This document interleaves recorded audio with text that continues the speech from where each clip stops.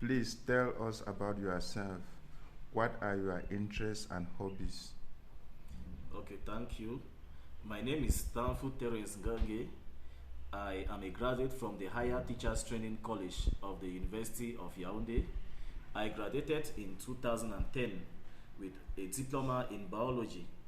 In 2013, I had a bachelor's degree in animal biology from the University of Jam. Also, still from the University of Jam, I had a postgraduate diploma in ecology and wildlife management in the year 2015. I've been teaching sciences to students from the 7th to the 12th grade for the past 11 years with ages from 12 to 18. I've also helped in the math department whenever there's a shortage in this department teaching students in the 7th and the 8th grade.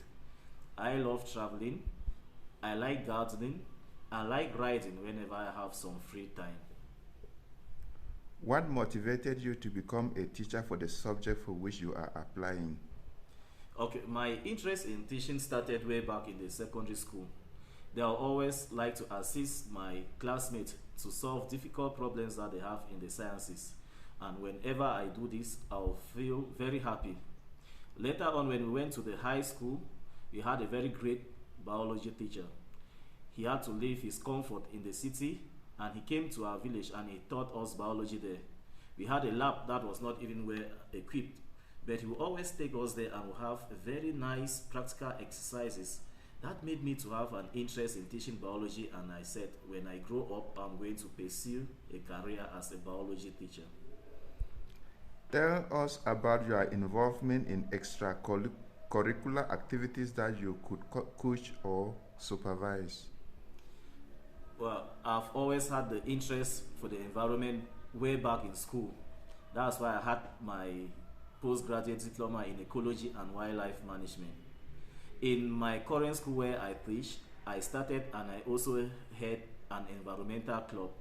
In this club, we always try to make sure that the school environment is clean and conducive for learning to take place. Also, I'm part of the the health club, which we go around, we give talks to the community on the ways that we can prevent sexually transmissible disease, and also we've played a great role during the period of the COVID outbreak. We went around and we tried to tell the community how we can prevent the spread of the coronavirus. What subjects have you taught and at what age levels? I've been teaching sciences to students from the 7th grade to the 12th grade with ages ranges from 12 to 18.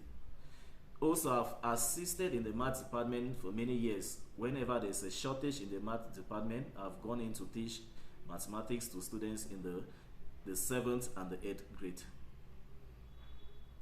How do you prepare to teach your lessons and what do your plans include? Whenever I have a lesson, I start preparing how to teach that lesson from the previous day. I will always think of what to teach, who am I going to teach, and how am I going to teach. I will start by selecting a lesson title from the scheme of work.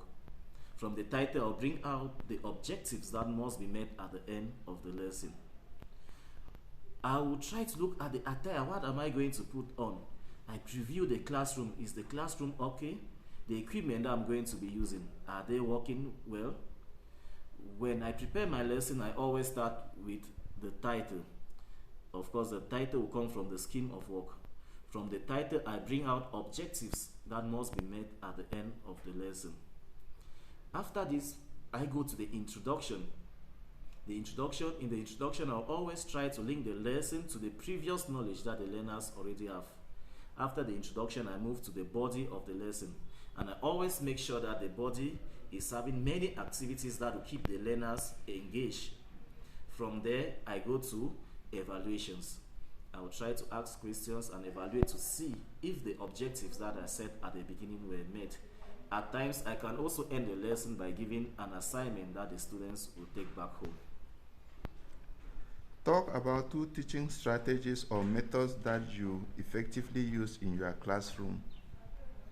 The first teaching method that I would like to use in my classroom is the competency-based approach, or the CBA method.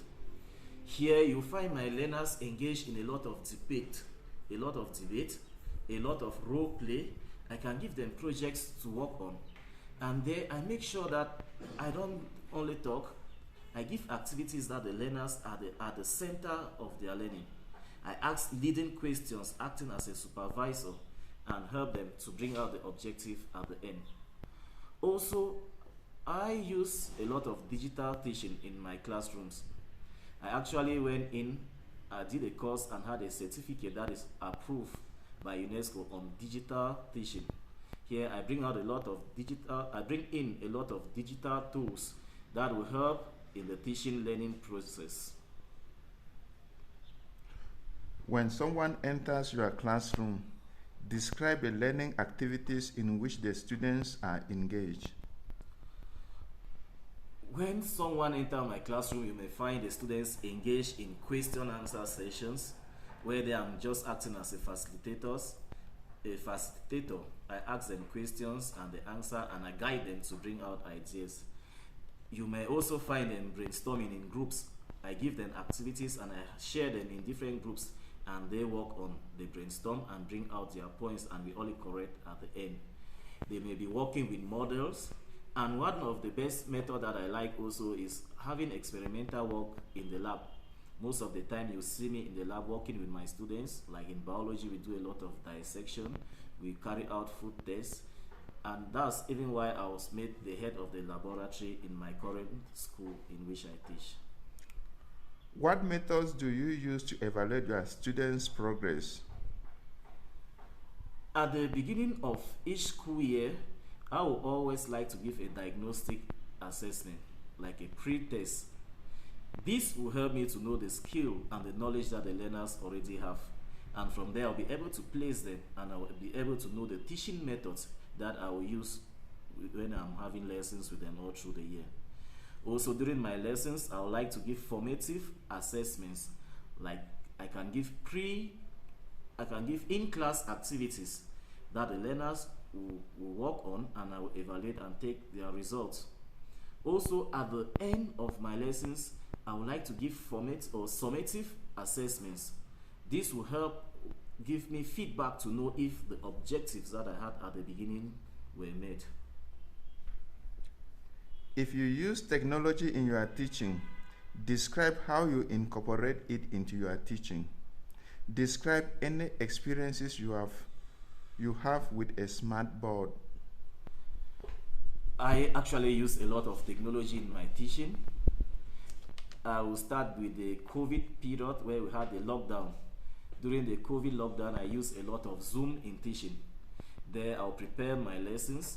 I will draw out material from the internet or from the website of the Ministry of Secondary Education. I'll prepare lessons with points that the learners can stop, and they interact and they give their own ideas. Actually, I like Zoom because I can see the learners and the learners can also see me. At the end of each lesson, I can give them exit questions that they will answer, and they send their answers to me and I grade. Also, at times I project my lessons using PowerPoint and a projector. There I have activities that I can project for the learners to see and they work on, and we all evaluate together. Also, I've taught lessons using the classroom performance system. This method works well with a laptop and a smartboard. Here I'll have to pull out information from the website of the Ministry of Education or from the internet, and I incorporate it into my lesson, and I give activities for the learners to follow. If you have students who are noisy or non-attentive, share ways you regain their attention without interrupting the lesson. Okay, at the beginning of each school year, we always start by giving a set of rules. The students and I will actually come up with these rules, and we insert it in their school journal, or we even put it up in their class. When I'm in class teaching, if there's a learner that is not paying attention, I move towards the learner, and he or she will remember the rules that we set up at the beginning and will not disturb again. Also, I make my lessons to be very interesting. And I always try to put the learners at the center of the lesson. I give them activities and I make them to know that each activity that they take part in will help in their grading. So they are always very busy with the activities that they have and they don't disturb that much.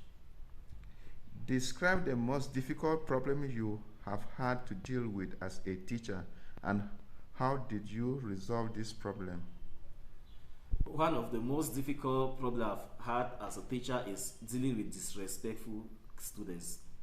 Students that will not want to pay attention or participate in class lessons. What I did with this problem is that I actually gained interest in their extracurricular activities. I look at the activities that they are interested in, like football or cultural activities. And when we have such activities, I move towards such students. We sit there and discuss things of interest, things that they like, and I create a friendly environment with them. When we now go back to class, when I'm teaching, they feel more comfortable and they don't disturb again. Ever since I discovered this method, I think I've been able to deal with disrespectful students. Give an example to show that you are a flexible person and that you can make changes to your teaching and methods. I've been teaching sciences for the past 11 years, and my learners, they come from many different backgrounds.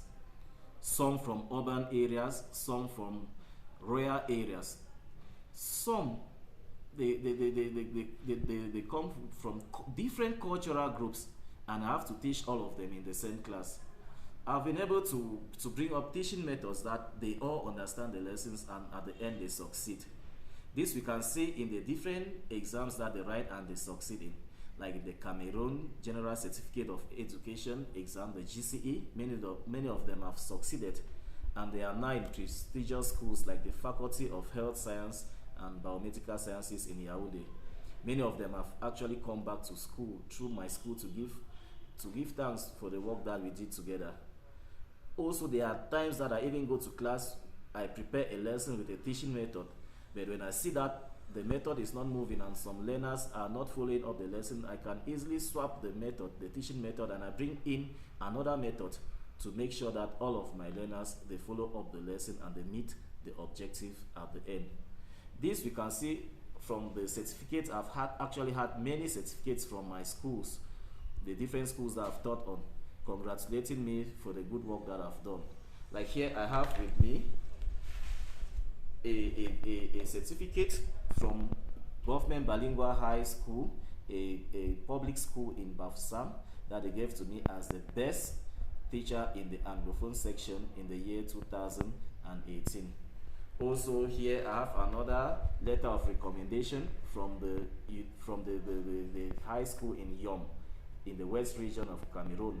This was given to me for the good work I did and the success we had with students that went in for the General Certificate of Education, GCE, in Cameroon.